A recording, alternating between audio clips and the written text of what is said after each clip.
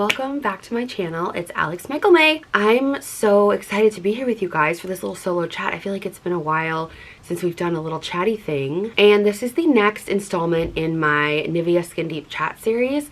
And initially I was going to do an interview, and I think the universe just had in mind for us to just have a little solo chat, because what I'm talking about tonight is something that's been on my heart. So we're gonna do something a little different. I was supposed to go out tonight with a friend. I was supposed to accompany a friend to a gala. I'm not feeling super well, and it was this whole battle of like, my hair and makeup are done, my dress is steamed, and like down to the last minute I was battling with myself, and I was like, I have to go, I'll disappoint her, I'll let her down, I'll miss out, etc. I think the main contributing factor was like me fearing that I was gonna let her down. And this little voice came up in my head. Could have been my therapist's voice, who knows? But it said, what about letting you down? I was like, what? And I just got this idea, and then I needed to revisit the way I love myself. And it's been coming up for me a lot lately on the theme of self-love. So today's Skin Deep chat is, I'm just gonna go over 7 tips to self-love. And these are 7 tools that I use and have been using since my life flipped upside down 8 years ago. These are the tools that I turn to time and time again, and that have really helped me to learn to love myself more and act like it. So let's get started. My lips are feeling a little crusty, and whenever they are, I'm obsessed with this Nivea 2-in-1 lip balm and scrub. I've talked about this before. I wonder if I can show you like the texture. It has like this like gritty texture, so it puts these little like exfoliating beads on your lip. And I like to put it on right when I'm about to take off my makeup, because it kind of like exfoliates my lip makeup off and then kind of sets in while I'm taking the rest of my makeup off. I gotta pin these back. This video is generously sponsored by Nivea, but all opinions are my own. I was having such a good bang day too. So the first thing that really helped me on my journey to self-love and acceptance, even though it might sound a little trite or cliche, was to practice gratitude and start to see all the beauty around me. Because I found this interesting relationship between the beauty I saw in the world and the beauty I saw in myself, and vice versa. If I was feeling really good about myself, I would be on the street and immediately see the beautiful skin of a stranger, or the smile of a stranger, or a flower blooming. Whereas if I was in a bad mood and felt bad about myself, I would start to see the ugly things in the world. And this is called confirmation bias. Basically, your brain is going to look for evidence to back up whatever you're feeling, and sometimes we just wake up on the wrong side of the bed. I try to start my day with gratitude. I try to just like get outside for a second, or even look out the window, or take a deep breath, or while I'm making my coffee, I try to just name 3 things I'm grateful for. The smell of the coffee, if I got a good sleep that night, the sound of the birds chirping outside, the text from a friend I woke up to. It can be so simple. Gratitude really shifts our focus from the lack of what we don't have, and it helps us recognize the beauty all around us in our lives. And this isn't just woo-woo stuff. Research has shown that practicing gratitude has so many benefits for our mental health. Just to prove this to you, I had to look up some research. There was a study published in the Journal of Personality and Social Psychology, and it found that individuals who kept weekly gratitude journals reported feeling more optimistic and positive about their lives compared to those who recorded their daily hassles or vented or complained in their journals. There's also a study in the Journal of Happiness Studies that shared research that gratitude can enhance our overall well-being by reducing the symptoms of depression and anxiety. There's definitely a place to share your struggles, and I don't agree with toxic positivity in any way, shape, or form, but by seeing all of the beauty around you through that lens of gratitude, you can really begin to see the beauty within yourself. And I have found this to be really transformative. By the way, my skin has been so dry from travel, so I'm doing what I do when my skin needs like extra nourishment. I'm taking my makeup off with Nivea cream. Oh, it feels so good. So nice to get it all off. Okay, I'm gonna do a quick double cleanse. I'll be right back. Okay, we're double cleanse, and I'm gonna put a couple zip patches on because everything's happening. I ate too much pizza in New York, and now my skin is mad at me. The next thing I think is really important is looking at our boundaries around prioritizing our well-being. This kind of goes back to what I was saying tonight, where I was gonna go out. I was all ready to go, and I realized, even though I had my hair and makeup done, even though my dress was steamed, even though I was so afraid of disappointing my friend, it didn't even occur to me that I could be disappointing myself by going, and that my body might rebel. I feel like there's a lot of talk right now about setting boundaries, and like, what does that mean? Like, it's kind of become like a buzzword. Essentially, it just means knowing your limits and then communicating them honestly to others. It's okay to say no. It's okay to prioritize your own well-being. I think we live in a world where we're taught to sacrifice and push wish and give everything to others, and we're called selfish if we don't. You know what I mean? This thing happens when you set boundaries with others. You're signaling to yourself that your own needs matter. And this might seem like a foreign concept, or maybe this is something you're super familiar with. We're in relationship with others and we're in relationship with ourselves. And in a way, we're reparenting ourselves. We are currently our own parent. Like, we are in charge of ourselves and our well-being as if we are our own child. Like, we are responsible for the care and keeping of ourselves. And when we treat ourselves poorly, when we punish ourselves or abuse ourselves or are critical to ourselves, we are hurting ourselves. You think of it like this. On an airplane, they tell you to put on your oxygen mask before assisting others, right? That means taking care of yourself first so that you can give from the overflow. When you are fed and watered and well slept and taken care of, you have so much more to give others. Like, your gifts and your energy just multiply and you give from that overflow. If you're on an airplane and the oxygen mask drops and you can't breathe and you're trying to put it on someone around you, you're barely struggling to get it. Whereas, like, if you quickly put it on yourself, you can help so many more people. So it's not betraying yourself for the sake of others. This is respecting your own limits and boundaries, even when it's difficult, which, trust me, it is. Tonight, I really struggled with telling my friend I wasn't feeling great and that I wanted to stay home because I haven't seen her for ages. And she invited me to this thing and I felt like I was going to disappoint her, and I thought I was being lazy and I should just push through, which is a common theme for me. And in the past, when I've done this, it's led to me literally getting pneumonia. When I'm in a good place, I make sure that I have me time every morning and or evening. And I'm sure for some of us who are moms and really busy, that's not something that you can give to yourself every day, but it can be as small as 5 minutes standing in the sunshine with a cup of tea, or a 10-minute meditation, or locking yourself in the bathroom for a 10-minute skincare routine with your favorite song playing. Like, it does not have to be long and involved, or it can be. I like it to be, but I know that not everyone has that luxury of time and space, etc. But if you don't give yourself any time to relax or recharge, it's really difficult to maintain your emotional, your mental health, your physical health. Being your best self and taking good care of yourself isn't selfish. It is allowing you to be your best self so that you can show up for others better. So it can be really uncomfortable to set these boundaries at first, especially if you're used to saying yes to everyone around you all the time. But with practice, it does become easier and more natural, and you'll start to learn how to share that with people, and you'll start to attract more people in your life that give you grace and that you can give them grace. That's what's happened for me. The people who couldn't understand that naturally kind of fell away, and that was sad and that was really hard. But the beautiful honesty I found in my existing relationships and the new relationships I've found since are so refreshing. I'm not living on edge all the time that I'm going to like upset somebody. I am able to share my fullest truth and be the fullest version of myself, and others can do the same. Just remember that you deserve the same care and consideration they give to others. If a friend came to you and said, I'm so sorry, I can't come to this, I'm not feeling well, would you say, just get it together and come? No, you'd say, oh my gosh, I'm so sorry, do you need anything?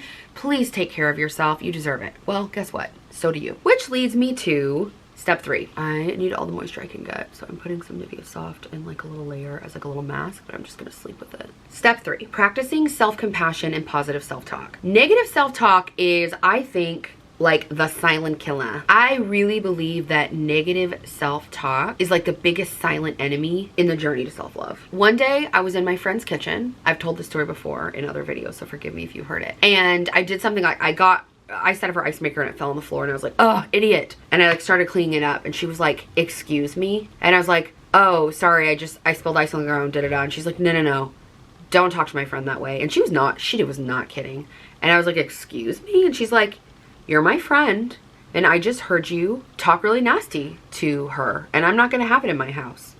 And I was like floored. In essence, self-compassion is treating yourself with the same kindness, self-respect, and empathy, compassion, as you would someone that you love or anyone else in this world. A friend, your own child, a sister, a family member. We all make mistakes. We all have bad days. And there's a difference between letting, like, actually there's if you go to selfcompassion.org, it's a very awesome site. They have a quiz about self-compassion and all this stuff. And they have this section around debunking myths around self-compassion. And one of the biggest myths around self-compassion is that you'll be letting yourself off the hook or be going too easy on yourself.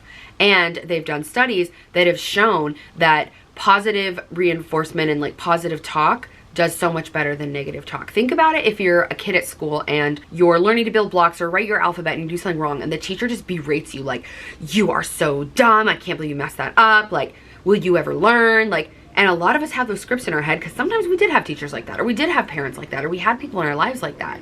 But studies have shown that when a child is shown, oh, actually, this is how you do it, and then given positive reinforcement for trying again and like learning how to try again, learn from their mistakes and move on in a way that's kind and compassionate, is so much more effective. So if you make a mistake, instead of saying, I'm stupid, I'm done, I should have known better, try something more along the lines of, it's okay to make mistakes, I'm learning, I wish I had done differently, but I did the best I could, and next time I'm gonna try, but it's okay. I'm a human being and I did the best I could. It's okay to make mistakes. I'm learning and I'm growing. I like to say that one to myself a lot, like, I'm learning and I'm growing. And this little shift in perspective can really help you build a healthier relationship with yourself, and it fosters a more positive self-image. And this is a cool little fact. There's also research that shows that self-compassionate individuals tend to have a greater emotional resilience and psychological well-being, which I believe to be true because I used to get upset by something or get some bad news at work, or a friend would be disappointed in me or something would happen, and I would just like be in a funk for like sometimes days. And I have noticed now, if something sets me off course or triggers me or something goes wrong, I'm usually turning it around in minutes or hours. And that did not used to be the case. So by practicing both positive self-talk and self-compassion, you're building a foundation for self-love that will support you through life's up and downs. Because the only thing we're guaranteed in this life is that there's a hummingbird outside my window. I'm gonna cry. I wish I could show you him. He just literally buzzed up here and he was just like in the window chatting with us. Anyway, trying to be so much better about my habits, and I have been side sleeping without my neck and chest cream because I traveled with a carry-on and so I didn't bring it.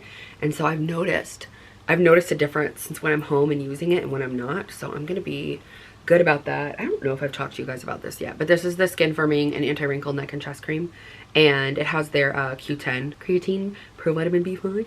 I don't know if you're a scientist, but we learned about this when I was with them. If I'm trying to be ready for summer and all the low necklines, I'm seeing my chest creases from sleeping, so I'm just trying to be a little bit more diligent about it, which actually is perfect because the fourth thing I wanted to touch on is nurturing your body and soul. I was actually listening to a panel from some celebrities, and there was this plus size celebrity speaking, and she was saying about how when she takes care of her body, she knows she's loving herself, and that like when she's not feeling good about her body, she avoids it. So like she doesn't even want to put lotion on her body. And I had this like ding ding ding moment where I was like, oh my gosh, me too.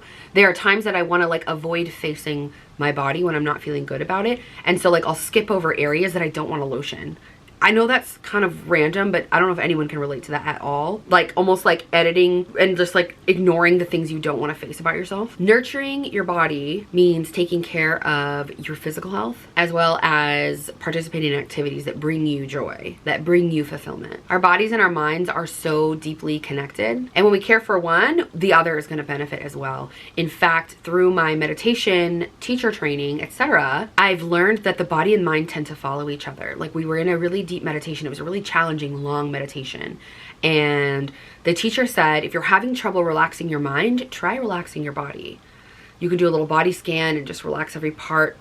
Chances are you'll find that your shoulders are hunched up, your jaw's clenched, and when your body relaxes, your mind tends to follow suit. And the same is true. If you can try to relax your mind and let the thoughts come and go and observe them rather than like identifying with every thought that comes your way, which if you guys want like principles or like basics of meditation or any guided meditations on self-love, I would love to do that with you guys. I just haven't even figured out how to start sharing all the things I'm learning, but if it's something you're interested in, oh, I could talk about it all day. So your body and mind are so interconnected, and so if your mind is chaotic and stressed, chances are there's something going on in your body. Nurturing your body can include eating nourishing foods like fresh fruits, veggies, eating the spectrum of the rainbow, eating foods that you enjoy though as well, not punishment, not restriction, lots of water, tea, staying hydrated, getting enough sleep. Actually, there's this thing called HALT, which if you're like spiraling off, you can check in with yourself and ask, am I hungry, angry, lonely, or tired?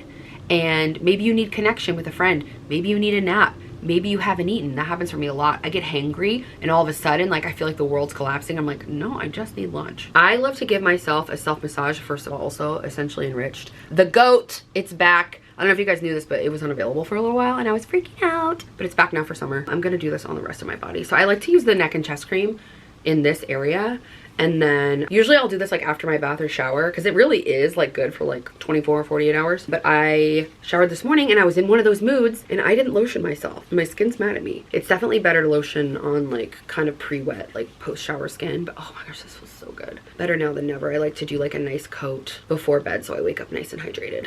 Hot girl walks are so great for lymphatic drainage. So is body brushing.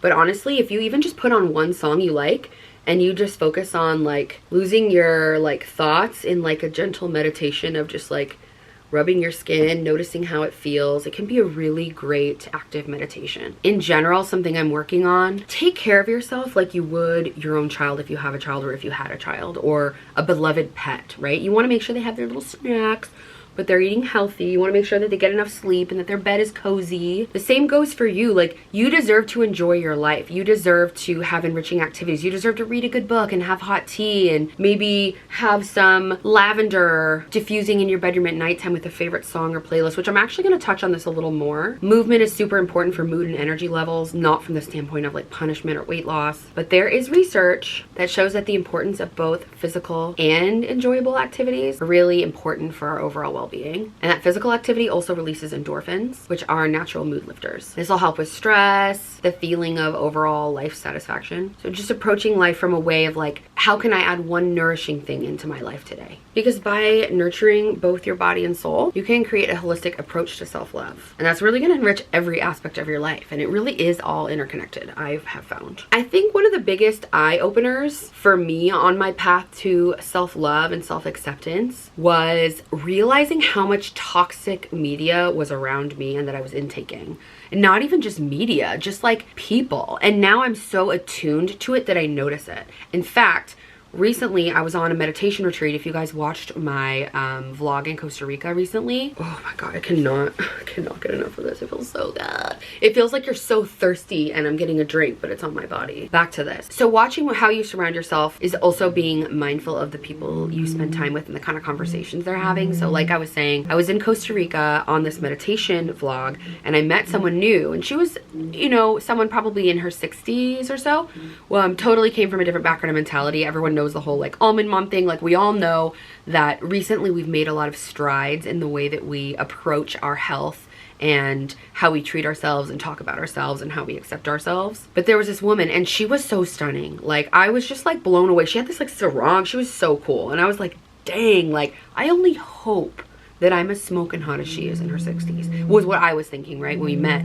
And like the first thing out of her mouth was, well, I don't really have a bikini body right now. Like, my body's not really bikini ready. And like, she was just like slamming her body so hard when me and someone else were there and like first met her. And I was just like, ooh, like feeling for her. Is that a foghorn? Like, my neighbors are blasting a foghorn. Maybe they're trying to drive this point home. Can you hear it? I don't know what's going on.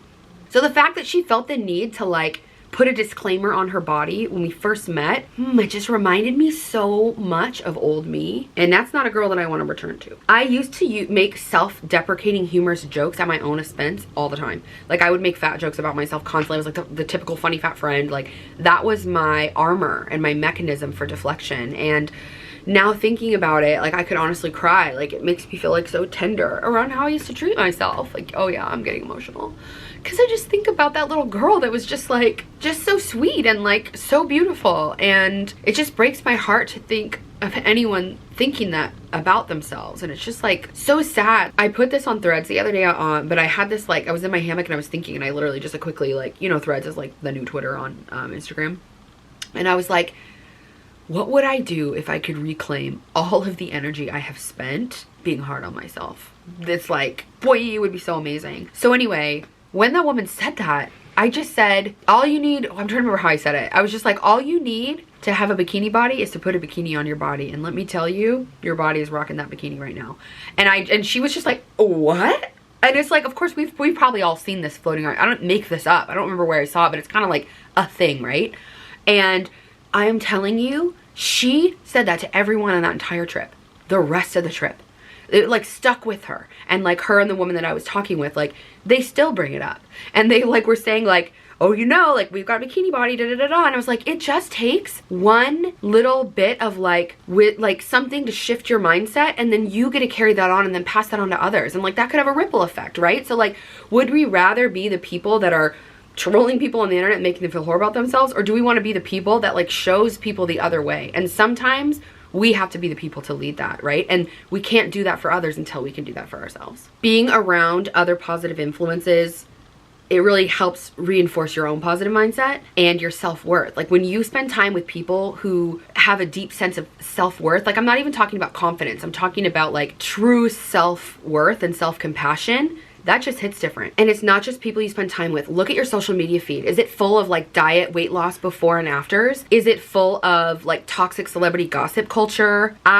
One of the biggest things I did to shift my mindset around this is I went through and I unfollowed or muted any account that made me feel less than about myself, okay? It is somewhat within our control. We're given all these images all the time. What is in your control? What is in your hands? You know, like just take a minute and think about it.